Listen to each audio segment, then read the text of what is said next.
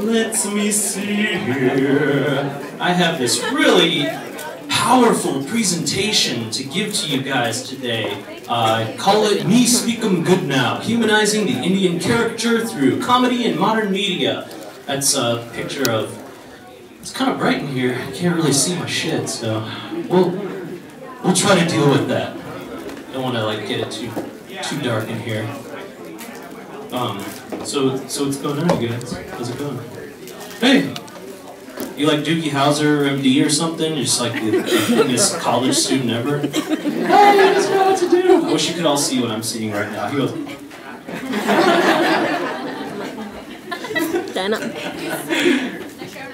Oh, now he's pissed at me. No, he's back. I got him back. So my name is Bobby Wilson. I am Saskatchewan, Wakpetuan, Dakota.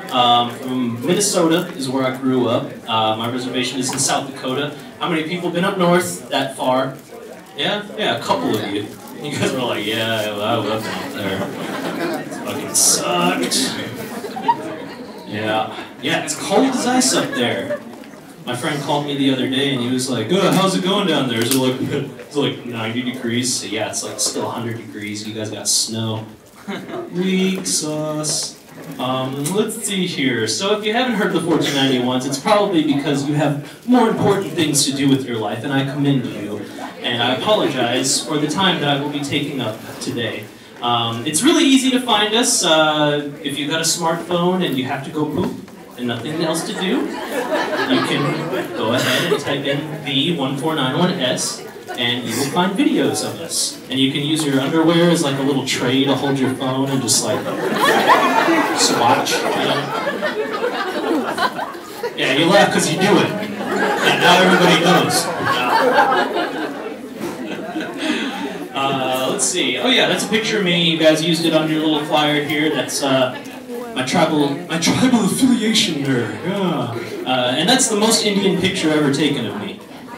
You can tell by the size of the bolo. I wanted to do a humble bolo today, so it's just tiny, just a little. So today you'll see spirit wolves, emo spirit wolves, angry eagles, cougars, racist cats. Stand cats. Horses. Or whatever the fuck that is. Let's see here. So this is going to be a very serious discussion, as you can see now. Finding the Indian caricature. Oh, here's a little video I did. Teach your pale face brother all about Red Man. Good. This should be most enlightening. Oh, real Indian.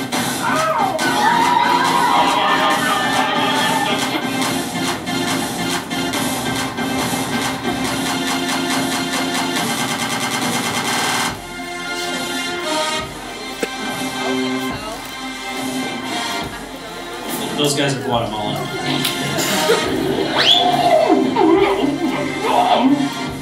So this is my first DIY Halloween costume, and it is a Native American Pocahontas, whatever you want to call it.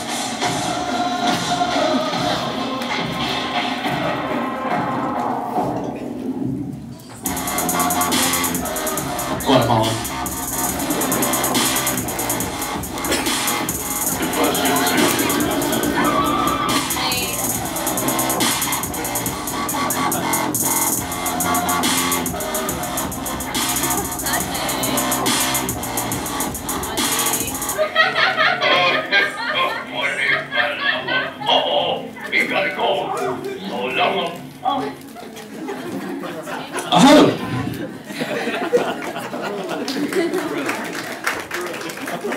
So, part of what I like to talk about is, just because Irene Bedard did it doesn't make it okay.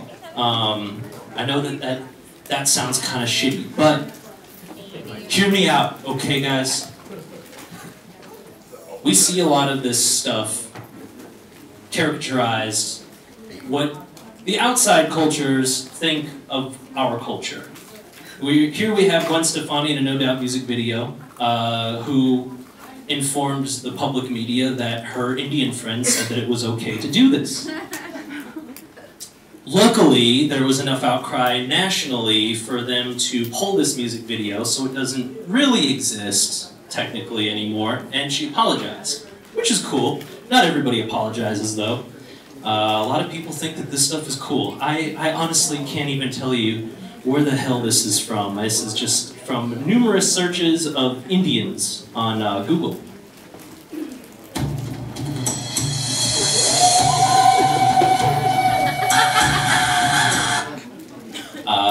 The Guatemalans, once again, they have a group called Americanta, and what they do is they dress up. Let's look at that again. They dress up like that, and they make music that is super Indian. I want to look at that one more time.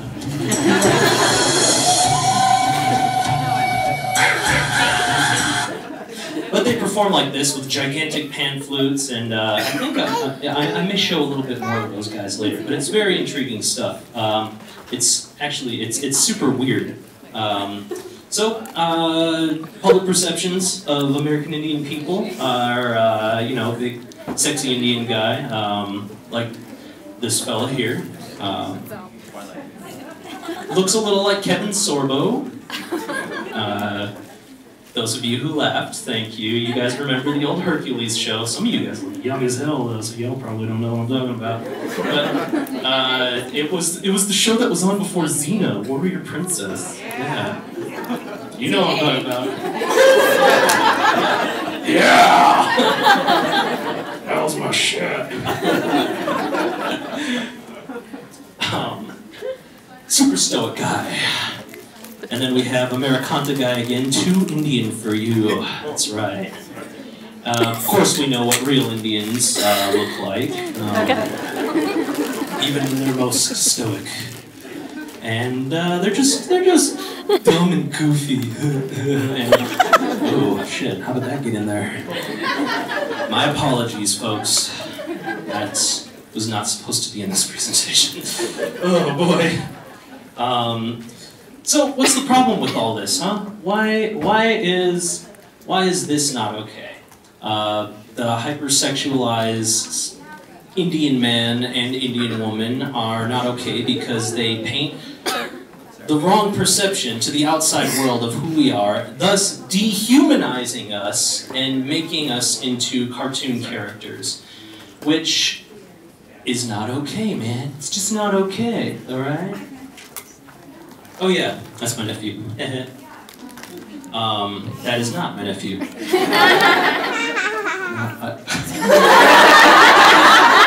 That was a pity laugh.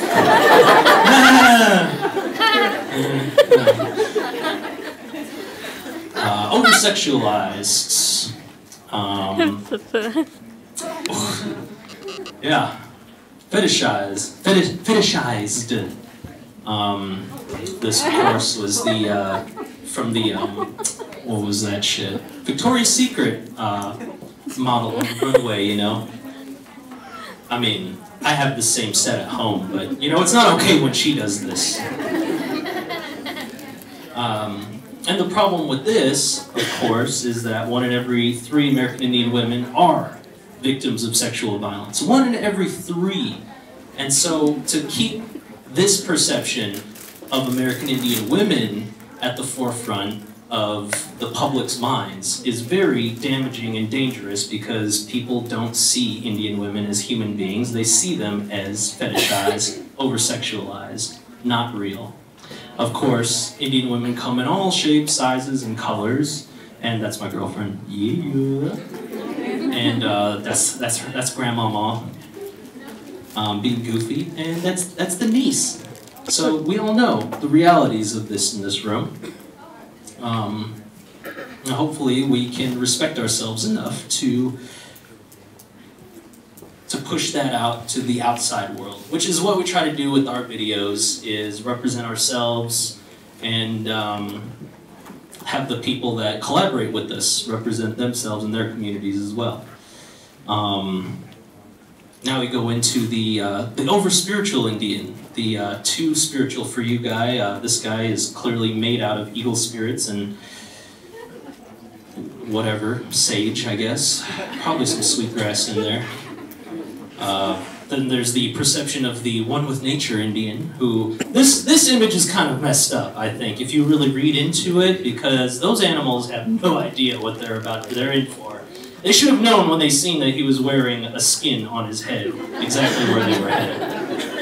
I already taught you about hunting muskrats and rabbits and owls and snakes and caribous and all that stuff. But right now we're going to teach you about hunting that deer. And so he eats nothing but deer all day.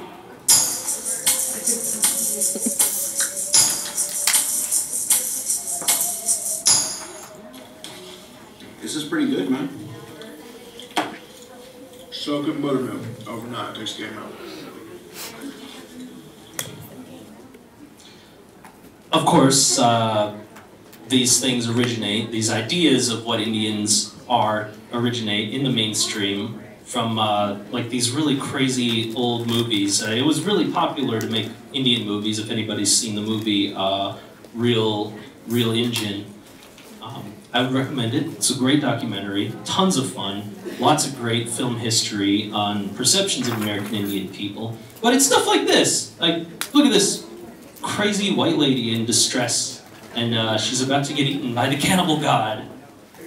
Of course, there's also the historical idea that Indian people only lived in the past.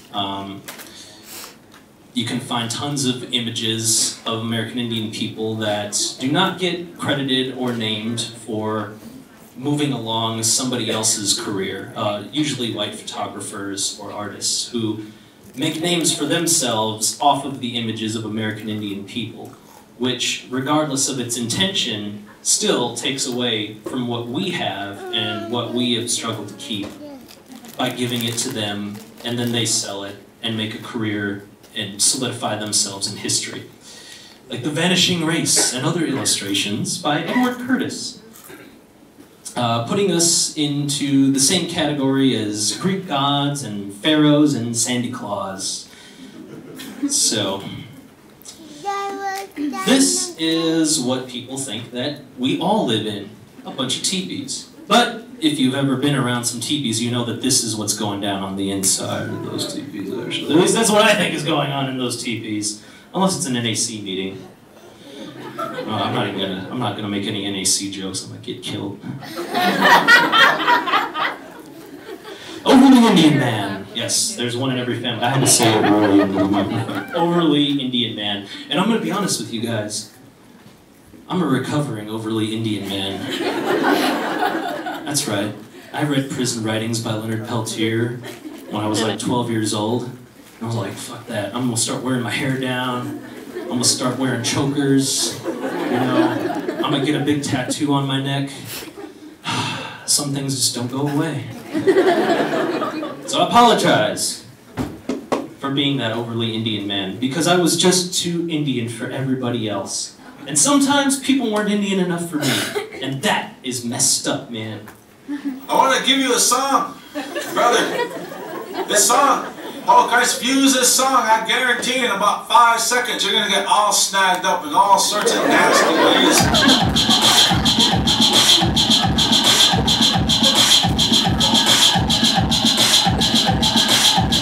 Make our voices heard like we've never been heard before.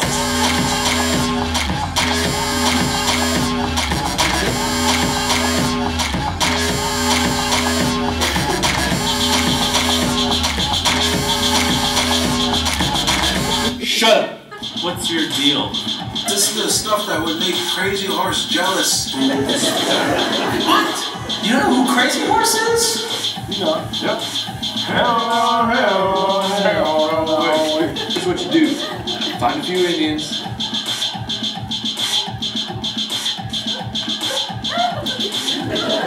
Call our relative! Sounds like a good plan to me.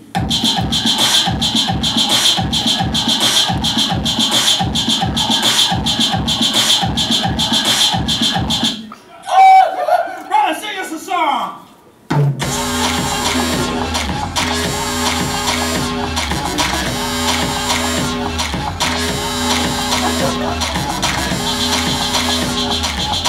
your cousins and your mom and them about that. Oh! So, that was a little thank you. No. God, the awkward clap, I just love it. Like, is anybody else gonna do this? No. That's cool, I'm all in though. Yeah, so, my group, the 1491s, group that I'm part of, we like to mess around and make fun of ourselves and make fun of the people that we grew up around, and mostly make fun of our uncles that we grew up around. Mostly. It is the role of artists of all facets to analyze and interpret reality. For many American Indian tribes, it is the role of the clown to show you what misbehavior looks like how our uncles all acted up. And so we try to point out the absurdities of the social consensus. So we use what a lot of people might think can be dark humor, but you can't help but to be cynical when you go through your daily life and see some of the crazy realities around you. And it's like the behavior of our leaders. Everybody knows somebody who embezzled a bunch of money from an organization that was made to help sick babies get better or something ridiculous like that. Or maybe like two families wrote checks out to each other for a number of years. If you maybe know what I'm talking about, it was in the Navajo Times like last week. Yeah, it's paid for his education right there. Yeah. That hardship money. Yeah, so we all know stuff like that goes down in our communities, and you can either cry about it and complain about it, or you can do something about it. Like go to college and get a degree and do better than those dickbags, maybe? Or you can just make fun of them too and try to tell other people to do it for you. So that kind of humor can make people really uncomfortable, especially when you're talking about real people in those communities that you may or may not actually know. And some people think that's fucked up, but it's not. So there, take that. Dang, was that my last slide? Oh no, analytics, okay. So we have a pretty good reach right now, over 45,000 Facebook likes, 10,000 Twitter followers, and 3,900,000 YouTube views, which I think is up now because we got a link on Gawker.com, if you know what that is. It's like a big website because we did some stuff with The Daily Show a couple weeks ago, which that's not out yet. Oops, sorry.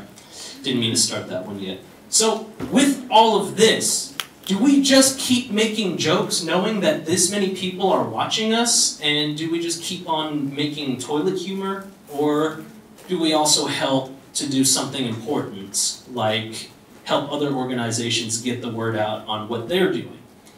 So I put together a trailer of some of the more serious videos that we put together with music by a really great Lakota singer named Cody Denoyer.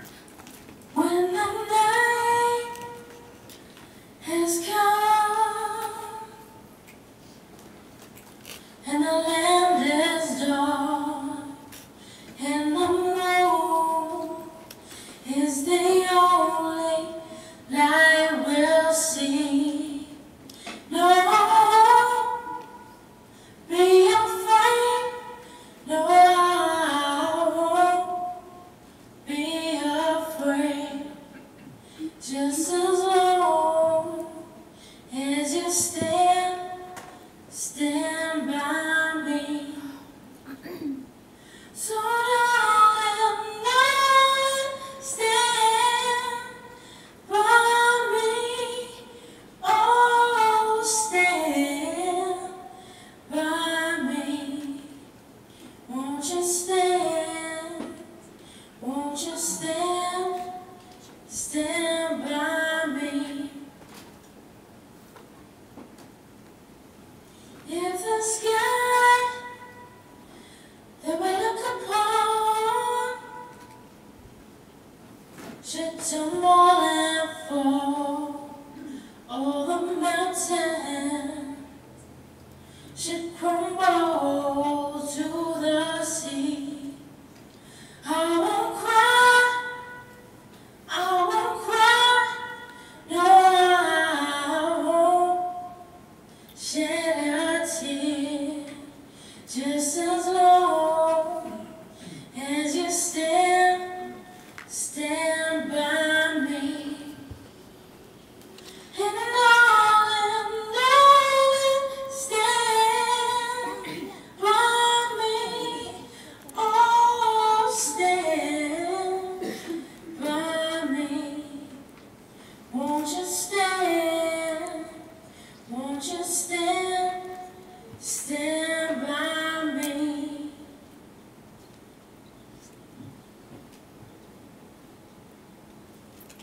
When the night, when You wanna know? Sorry, guys. Sorry, shit, man, I just bummed you guys out. That was a project filmed in the Rosebud Reservation in South Dakota with a youth group at the White Buffalo Calf Women's Society Battered Women's Shelter. We've done a lot of work in the past few years with different domestic violence groups around the country. I myself grew up in a house with a very abusive father, and we left because he tried to kill my mother. I'm very open about that stuff, but we also spent many years in shelters, homeless shelters and battered women's shelters, all through my middle school and high school years were spent in different institutions like that. And so it's really important now to myself and to the collective that I'm a part of to raise awareness and to use what we have with all these followers and viewers to get those sorts of messages out, especially about domestic violence, because that's a man's issue in a really huge way. It's really important, I think, for Indian men to get together and discuss that and prevent it amongst themselves, because that's the abuser.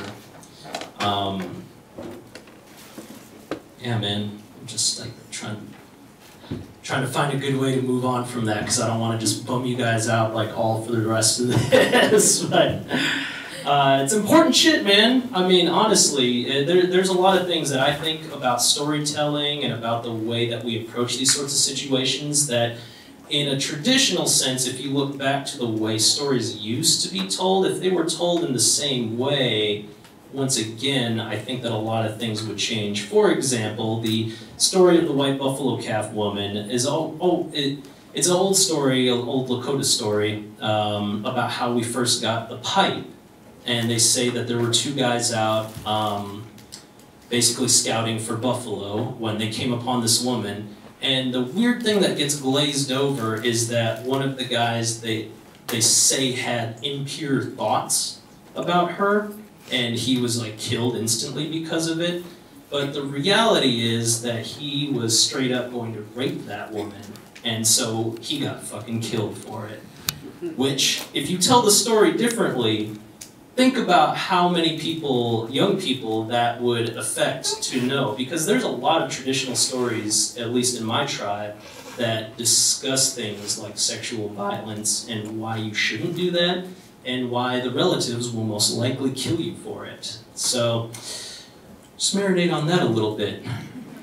And I say that because storytelling is clearly an important part of what I do.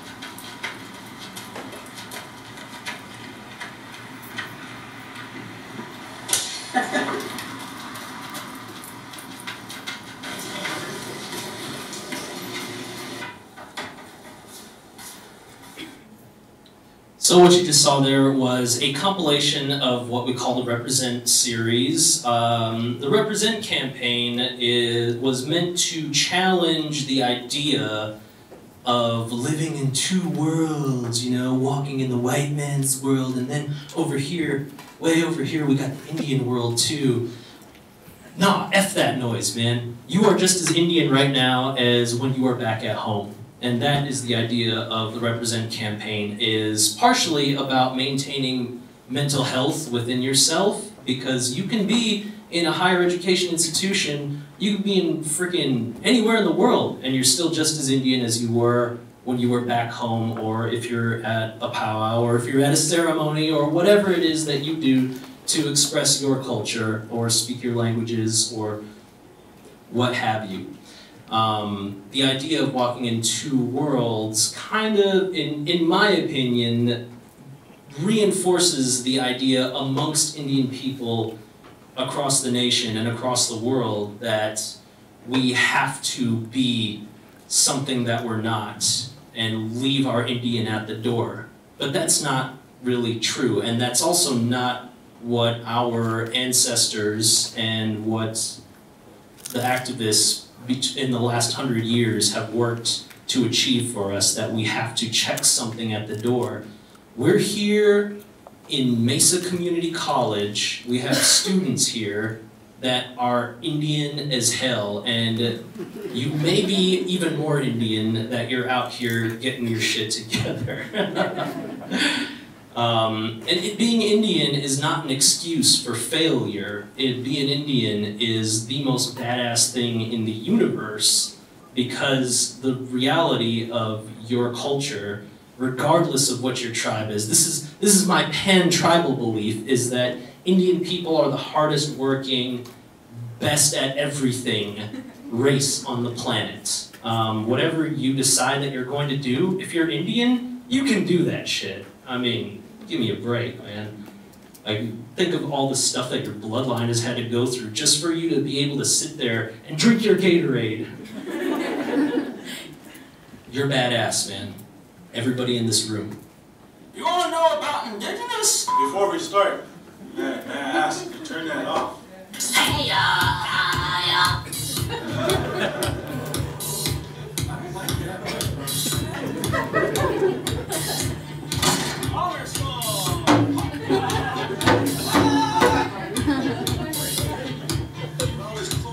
It's about the 38 Dakota and how Lincoln was a douche. There's not a goddamn thing you can do about it.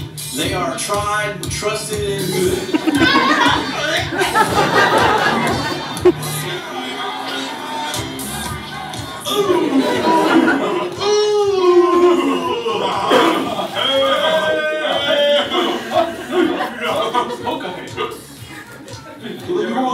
You won't get the part if we gotta turn this off, because we have to show the director this. Film away. All right, that's all I got for you.